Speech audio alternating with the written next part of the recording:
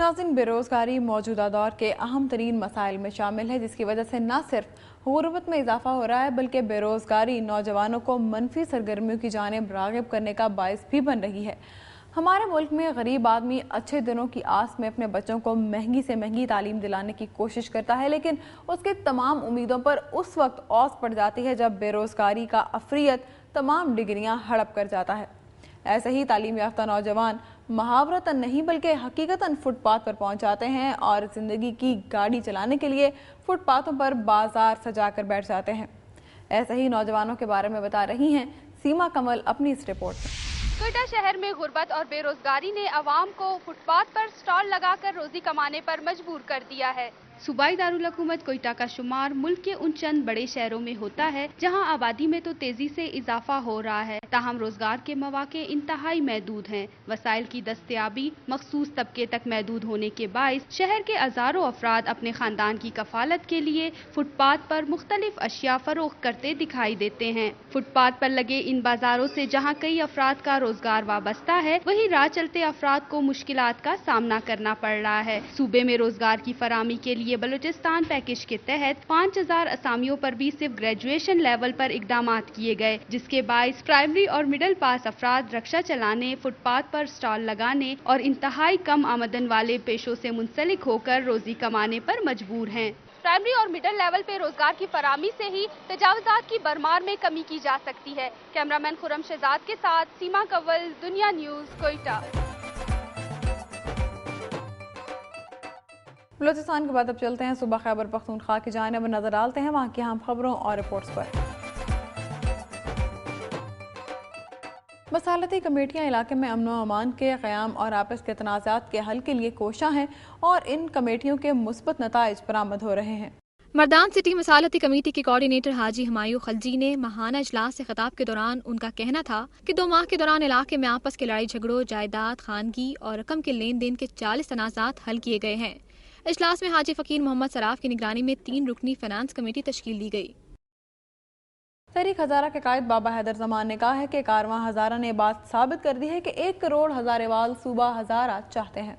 फवारा चौक एबटाबाद में खिताब के दौरान उन्होंने कहा, हुक्मरानों ने हजारेवाल कौम की आवाज पर तवज्जो नहीं दी तो उनका गला कारवान इस्लामाबाद की तरफ मार्च करेगा। इसलिए हुकूमत होश के नाहुन ले और सूबा हजारा के कयाम का ऐलान करे। उन्होंने कहा, हम जाली असम्बली के झूठे कवानीन को नहीं मानते हैं। कारवान हजारा की एबटाबाद शहर आमद पर उनका इंतहाई फकीरुल मिसाल इस्तकबाल किया गया और घड़सवारों ने कारवान में शामिल कायदीन का इस्तकबाल किया और उन पर फूलों की पत्तियां निछावर की। कारवान ने 76 प्लेन मानसहरा से एबटाबाद शहर तक तकरीबन 70 किलोमीटर का सफर 10 घंटे में तय किया। कारवान की क़यादत गौहर अयूब खान, सैयद कासिम शाह, मुश्ताक अहमद गनी, डॉक्टर अजहर खान जतून, सरदार मोहम्मद यूसुफ और दीगर कायदीन कर रहे थे, जिसके बाद काफिला हरीपुर झारीकस की तरफ रवाना हो गया। नाज़रीन, कुदरती आफत एक इम्तहान है जिससे जिंदा कौमें जुर्रत और बहादुरी से गुजरती हैं। 2005 का तबाहकुन ज़लज़ला हो या हालिया सैलाबी सूरत हाल, पाकिस्तानी कौम हर इम्तहान पर पूरी उतरी है और हर आफत का जुर्रत और बहादुरी से मुकाबला किया।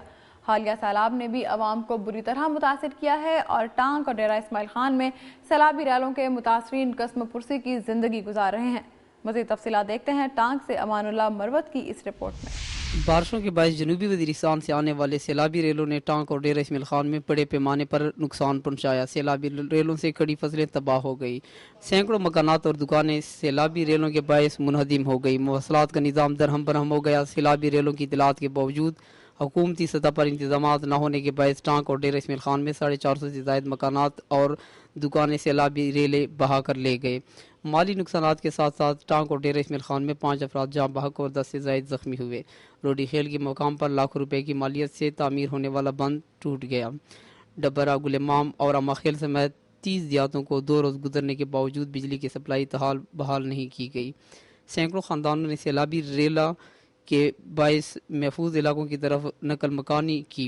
सैलाबी रेला के मुतासरीन का कहना है, बारिश के पानी और नहर टूटने के पानी ने बहुत तबाही मचाई। सैकड़ों की तादाद में घर और चारदीवारियाँ गिर गईं।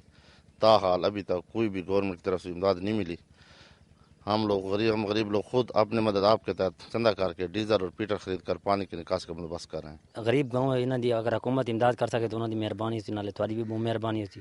गरीब तबके मजदूरी पेशा लोग इन गरीबन ताकत देकर जो कमरे बने सन हुकूमत वो मेहरबानी थी वही गरीब नाल इमदाद कर सके ना तो कमरा आसानी ना बना के ना جنوبی وزیرستان سے آنے والے سیلابی ریلوں نے ٹانک اور ڈیرہ اسماعیل خان میں شدید تباہی مچا دی، وہاں مکین نقل مکانی کرنے پر مجبور ہو گئے۔ متاثرین تاحال حکومتی امداد سے محروم ہیں۔ امان اللہ مروت، دنیا نیوز، ٹانک۔ ناظرین، سپیڈو نامی غیر سرکاری تنظیم نے سوات میں دوران جنگ نہ پھٹنے والے دھماکہ خیز مواد کے بارے میں عوام میں آگاہی مہم تیز کر دی ہے۔ اس سلسلے میں ایک مقامی ہوٹل میں ایک ورکشاپ بھی منعقد کی گئی۔ ورکشاپ کے بارے میں مزید جانتے ہیں سلیم اطہر کی اس رپورٹ میں۔ منگورہ میں دوران جنگ نہ پھٹنے والے دھماکہ خیز مواد کے بارے میں ایک روزہ ورکشاپ کا انعقاد کیا گیا۔ ورکشاپ کا مقصد مقامی صحافیوں کو دوران جنگ نہ پھٹنے والے دھماکہ خیز مواد کے نقصانات کے بارے آگاہ کرنا تھا، تاکہ صحافی اپنے قلم کے ذریعے معاشرے کے دیگر افراد میں نہ پھٹنے والی دھماکہ خیز مواد سے نقصانات کے بارے شعور اجاگر کرے۔ ورکشاپ کا انعقاد ایک غیر سرکاری تنظیم سپیڈو نے کیا تھا۔ ورکشاپ سے خطاب کرتے ہوئے سپیڈو کی project director Frederick Martin, national coordinator Nasrullah اور ڈسٹرکٹ سوات کے کوآرڈینیٹر اکمل خان نے کہا کہ سپیڈو دنیا کے ان 15 ممالک میں دوران جنگ نہ پھٹنے والے دھماکہ خیز مواد کے نقصانات سے آگاہی اور جنگ زدہ علاقے میں مواد کی موجودگی کے بارے سروے کر کے نشاندہی کرتی ہے۔ انہوں نے کہا کہ سوات میں بھی کشیدگی کے دوران بڑی تعداد میں نہ پھٹنے والی دھماکہ خیز مواد موجود ہے، جس کی شرح 40% تک بتائی جاتی ہے۔ انہوں نے کہا کہ ہمارے ادارے نے اب تک سوات کی 20 یونین کوسلوں کے 1.5 لاکھ افراد کو دھماکہ خیز مواد کے بارے نقصانات سے آگاہ کیا ہے اور ایسے 93 مقامات کی بھی نشاندہی کی ہے جہاں دھماکہ خیز مواد نہ پھٹ سکے تھے۔ ورکشاپ میں منتظمین نے شرکاء کو دوران جنگ نہ پھٹنے والے دھماکہ خیز مواد کے نقصانات کے بارے میں آگاہ کیا۔ کیمرہ مین انور انجم کے ساتھ سلیم اطہر، دنیا نیوز، منگورہ، سوات۔ ناظرین، لوڈ شیڈنگ نے نہ صرف عوام کو بری طرح متاثر کیا ہے بلکہ اس کی وجہ سے معیشت کا پہیہ بھی رکتا ہوا محسوس ہو رہا ہے۔ شدید گرمی میں لوڈ شیڈنگ عوام کے لیے کسی عذاب سے کم نہیں۔